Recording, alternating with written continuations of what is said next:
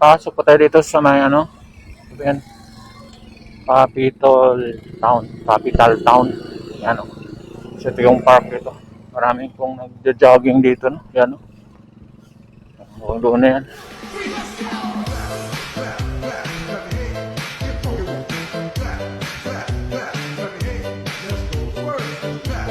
Napakasarap mag-bike dito, malamig yung hangin. So yan to yung kahabaan dito ng ano na to, park na to, yan. Yan yung ginagawa nilang mga building, yan o. So unahan yan po yung Paso Dico, yan. Ilang floor ba yan? 1, 2, 3, 4. Ang apat, ang pinakataas. At yan yung natapos na nilang ano, condominium. At dyan sa unahan yan, yan po yung McDo. Yan.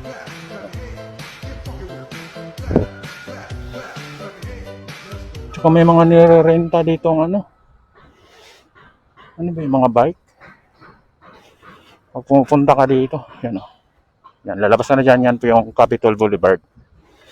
Ito na, yan yung McDo. Sino? So ito yung ginagawa nila ngayon, Paso Dico Tower. Malaki ito, mas malaki ito. Pero di ko lang alam kung ilang floor ito, no? Ito. May World Capital Town, yan o. Saka yan yung condominium na ginagawa nila, yan o. Tapos na yan. Pwede ka nang bumili ng unit yan. Taas ng ano, yun o. Siguro pa nagtatrabaho, no? Araw na linggo ngayon, yun, may nagtatrabaho pa rin. Yan. Ilang floor kaya yan, no? Taas.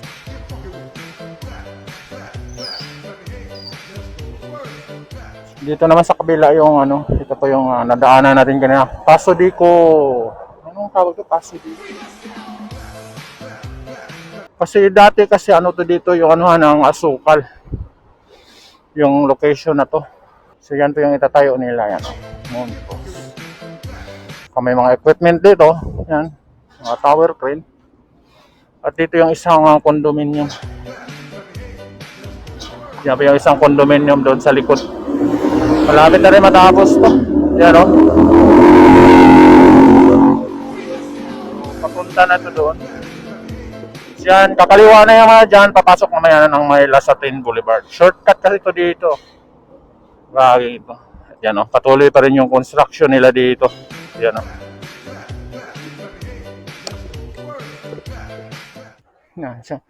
Yan o. Makikita natin yung tower crane sa ginagawang San Fernando Station. So, palagi tayo doon, no?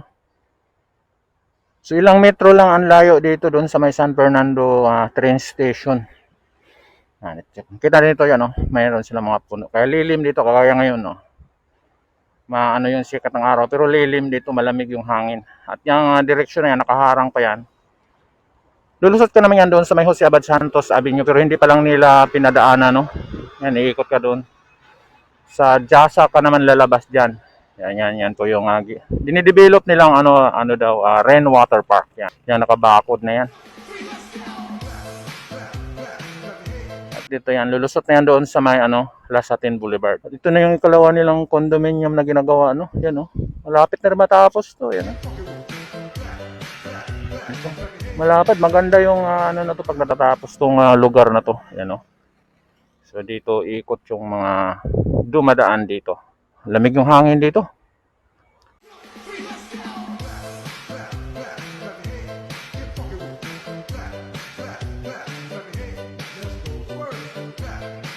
So ito yung ginagawa nila dito yung sa loob ng bakod yung rainwater park, yan. Pero hinukay siguro nila yan, yan. May mga tambak-tambak pang mga mga lupa o mga buhangin. Yan, kita natin yung dito. So linggo ngayon wala pang nagtatrabaho, no? Yan, At ito yung kalsada dito, yan, So tapos na tong kalsada nito at mayroon na ring mga poste ng ilaw. So kung matapos to, pwede kang iikot doon. Yan. Malapad itong dinidevelop nila dito sa may Capital Town. Lalapad. Ayan o, kitang-kita na natin dito yung dalawang crane tower. Tower crane ng ginagawang train station.